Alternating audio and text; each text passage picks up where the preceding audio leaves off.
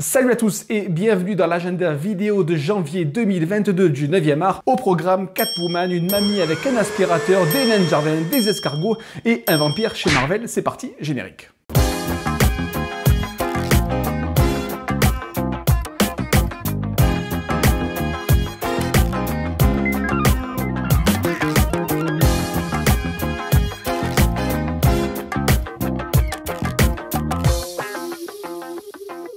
Je commence encore une fois, sans grande surprise, par la bande dessinée chez Ankama. Ça sera Shadow Life alors je prononce comme je peux, de Hiromi Goto et de Han Shu. Ça coûtera 22,90 € pour 360 pages. Et c'est l'histoire d'une mamie qui se réfugie dans un appartement armée d'un aspirateur et qui essaie de capturer la mort. Chez Steinkiss, il y a une réédition de En attendant Beaujangle. C'est un des rares que je n'ai pas. Donc je vais peut-être en profiter. Donc c'est de Carole Morel au dessin, comme j'ai dit, et de Ingrid Chabert. Ça sortira le 6 janvier pour 20 € pour 131 pages avec une nouvelle couverture, donc une nouvelle édition. Chez Philidalo, l'extravagant Monsieur Capra de Antoine Lassalle et de Arnaud Michel. Il faudra compter 20 € pour 80 pages et c'est librement inspiré de la vie du réalisateur de La vie est belle pour fêter le 30e anniversaire de la disparition du réalisateur. Chez Sarbacane, les étoiles s'éteignent à l'aube. Ça sortira le 5 janvier, 152 pages pour 24 €. C'est d'après le roman de Richard Vagamez, un homme qui demande à son fils de l'accompagner parce qu'il est sur le point de mourir. Et il y a une espèce de voyage, de transmission qui va se passer entre le père et le fils. Ça peut être très intéressant. Chez Rue de Sèvres, L'Avenin, le tome 4, Ciel d'éther, c'est de Laurent Astier. Ça sortira le 5 janvier. Il faudra compter 15 € pour 64 pages. La danseuse de cabaret Émilie cherche à se venger des agresseurs de sa mère. C'est un western qui rencontre un immense succès. Chez Nouveau Monde Édition, alors j'ai entendu parler de Le vent et la mort de Georges Garcia et de Costa. Je trouve la couverture absolument magnifique, mais malheureusement j'ai pas eu d'infos sur le résumé. Je ne sais pas de quoi ça parle, mais je me dis que bon, la couverture est intéressante, donc je sais que je vais feuilleter ça en librairie pour voir un peu ce que ça a dans le ventre. Chez Delcourt, Saint-Elme, le tome 2 de Serge Lehmann et de Frédéric Peters. Ça sortira le 12 janvier, 80 pages pour 16,95 €. Et à noter, alors j'ai pas lu cette série, mais le premier tome a été sélectionné à Angoulême. Ça peut valoir le coup de jeter un œil. Chez Stock, une BD coup de poing, cas de force majeure, histoire de violence policière ordinaire. C'est de Remedium. Ça sortira le 26 janvier. Il faudra compter 18,50 € pour 96 pages. Et donc, le titre parle de lui-même. Ça parle de bavure policière avec George Floyd, évidemment. Zineb Redouane. Il y a d'autres cas, mais voilà, ça peut être très, très intéressant de se pencher sur ce genre de bande dessinée qui sort un petit peu de ce qu'on lit d'habitude. Chez Casterman, Stigma de Quentin Rigaud. Ça sortira le 12 janvier. Il faudra compter 27 € pour 720 pages. Et c'est un récit de science-fiction puisqu'un trio composé d'une humaine, d'un robot et d'un extraterrestre sont à la poursuite de terroristes écologiques. Ils vont atterrir sur une planète et il va ainsi développer une étrange pandémie. Tiens. Mais bon, voilà, ça fait un peu écho avec ce qui se passe actuellement, mais voilà, ça peut être très très intéressant. Chez Gallimard, Je suis toujours vivant de Roberto Saviano et de Asaf Hanouka. J'espère que je prononce bien. Ça sortira le 19 janvier. Il faudra compter 20 € pour 144 pages et c'est par l'auteur de Gomorrah. C'est un survivant de la Camorra. Il me semble qu'il y avait une sortie Canal qui était sortie. Un sujet assez intense et prenant qui peut être très très intéressant. Chez Glénat, alors je connaissais pas du tout et c'est la couverture qui m'a beaucoup plu. C'est Talion, le premier volume de Sylvain Ferré. Il faudra compter 15,50 € pour 56 pages.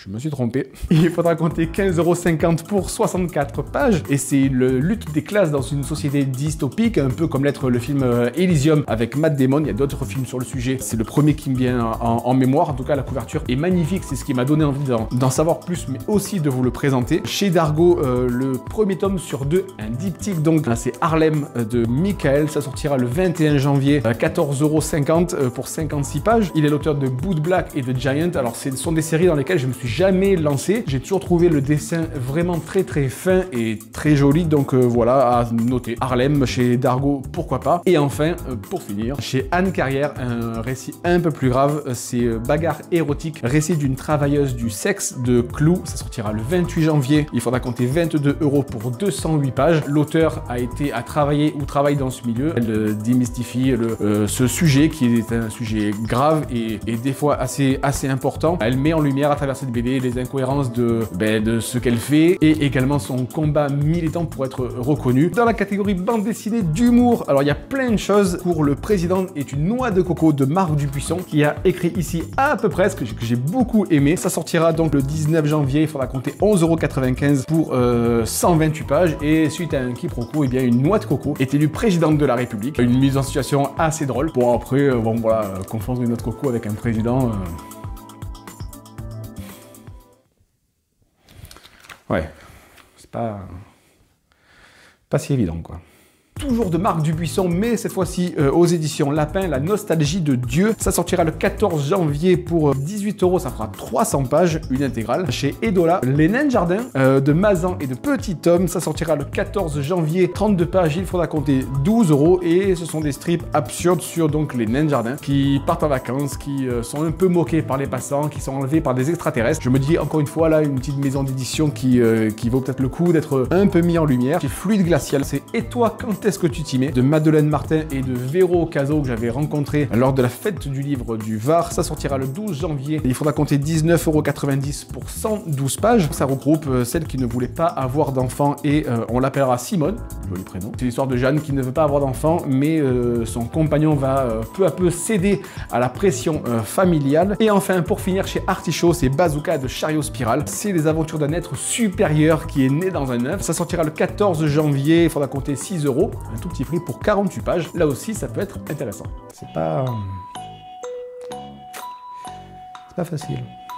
Nouvelle rubrique, alors il y aura des rubriques fixes et je me dis qu'il y aura des rubriques plutôt aléatoires selon l'actualité de la bande dessinée et là on va faire les revues BD, il y en a 3 qui sortent, au moins 3 et je me dis que c'est peut-être bien aussi de souligner parce que je pense que des fois on ne lit pas assez de la revue sur la bande dessinée, moi je n'en lis pas mais justement ça peut être l'occasion de découvrir. Les cahiers de la BD, le numéro 17 avec en titre Pourquoi Tardy revient-il aux affaires, Topo, la revue pour les moins de 20 ans mais pas que, c'est Topo numéro 33, notamment sur le droit de vote et sur Twitch. Et enfin, la revue des BD, c'est un hors-série numéro 23 consacré à Blake et Mortimer, consacré à la série Le Secret de l'Espadon et consacré également aussi sur le trio qui a repris la série de donc Van Damme, Van Dongen, je sais pas comment on dit, et Berserk.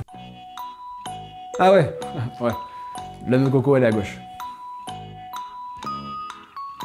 En manga, on va noter chez Choc d'Homme, Pigeon, Escargot et Tortue de Ayako Ozaki. C'est un recueil d'histoires sur des gens qui sont un petit peu en détresse affective. Ah, j'ai trouvé ça assez intéressant. Ça sortira le 28 janvier. Il faudra compter 8 €. Le manga, c'est pas cher.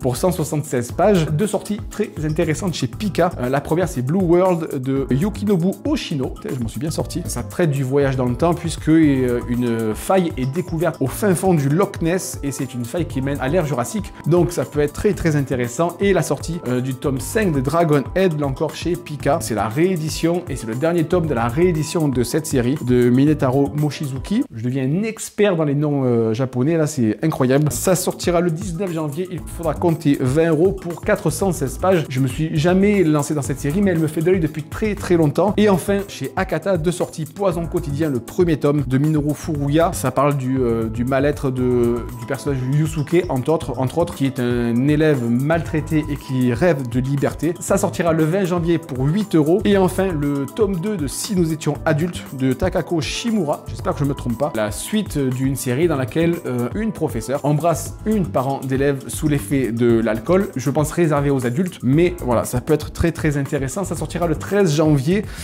il faudra compter 7 € pour 176 pages. À gauche? Je sais pas. Pas. Je passe aux comics, il y a beaucoup de choses à voir dans le comics. Je commence avec Delcourt, la sortie du deuxième tome de Reckless du duo magique Brubaker et Shane Phillips. Ça sortira, je vais pas noter la date, mais c'est content, il faudra compter 16,50 €. Chez Urban Comics, il y a un pack contenant les deux tomes de Something is Killing the Children de James Tynion de Force et je sais pas, le dessinateur, j'arrive pas à le prononcer. Ça sortira conjointement avec le tome 3 qui sortira aussi, donc pack tome 1 et 2 à 10 €. Ça peut être intéressant si, comme moi, vous ne connaissez pas la série. Toujours du même scénariste, James Tynion de Force, The Department of Truth. J'ai prononcé avec l'accent quand même. C'est sur les thèses conspirationnistes. Un petit peu d'actualité quand même. Ça sortira le 28 janvier. Il faudra compter 16 € pour 152 pages. À une époque, j'ai connu les premiers tomes de Urban Idis qui sortaient à 10 €. Je me dis que ça aurait été judicieux de le faire à ce moment-là.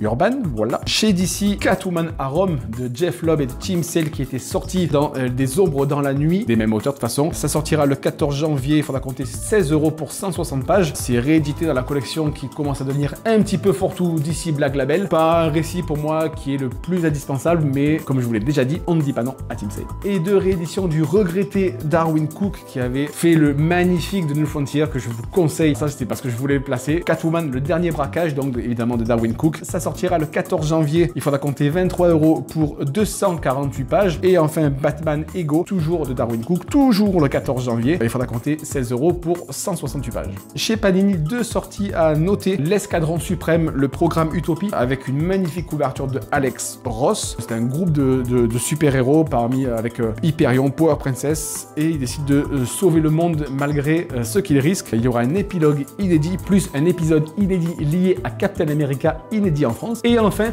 c'est la grosse sortie du mois. Alors bon, c'est fait avec des gros sabots, mais ça marche. Alors je me dis, bon, ben pourquoi pas. On y reviendra dans la rubrique cinéma. C'est la sortie de Morbius avec, attention, j'envoie Morbius, le vampire vivant, je suis Morbius, Morbius versus Spider-Man, Morbius l'intégrale, 1971-1975, du coup, on ne boit plus. C'est fait, comme je l'ai dit, avec des gros sabots. Il y en aura pour tous les goûts, toutes les bourses. Moi, c'est pas un personnage que je connais et je ne vais pas me lancer là-dedans. Si vous avez envie d'en savoir plus sur le vampire ennemi de Spider-Man, je pense que vous aurez largement le choix. Et enfin, chez iComics, la sortie du 3e et dernier tome de Bitterroot. Il faudra compter 17,90 €. Ça sortira le 19 janvier. Comme je le disais, c'est le dernier tome de la série qui a gagné un Eisner Award de la meilleure série régulière en 2020. Et d'après les retours que j'ai, qui rencontre un bon succès. Petite rubrique dans la BD jeunesse chez Achilleos, Space Boy, tome 7 de Stephen McCranie. Il faudra compter 17 € et ça sortira le 26 janvier. Et chez Kinaye, Samurai Gun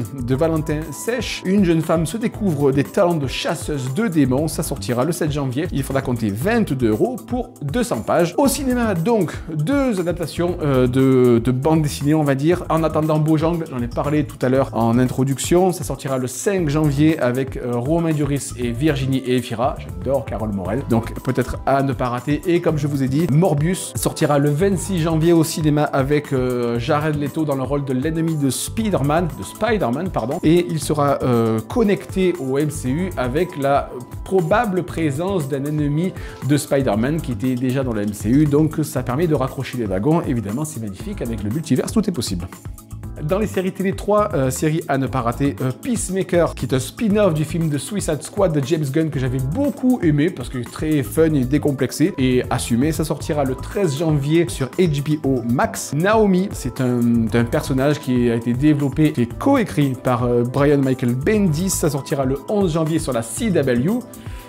Bon, ben, on va voir ce que ça donne. À noter aussi Freak Angels, qui est un comics écrit par Warren Ellis, c'est de l'animation. C'était publié chez Le Lombard. Ça sortira le 25 janvier sur Crunchyroll. Je ne connaissais pas cette chaîne télé, mais voilà donc 3 séries télé à ne pas rater en adaptation comics. Et enfin, en festival BD, ben, c'est l'événement incontournable de la bande dessinée. C'est le 49e festival de la bande dessinée d'Angoulême. Ça se tiendra du 27 au 30 janvier à Angoulême, donc comme c'est compris dans le nom. Le gros événement de la BD de l'année et de ce début d'année 2022. Merci à tous d'avoir regardé cette nouvelle émission. C'était donc le planning du 9e art pour janvier 2022. Merci à tous de regarder cette vidéo. Merci de me suivre et de partager avec moi. Je vous souhaite de passer de bonnes fêtes de fin d'année. Je vous dis à très bientôt. Ciao.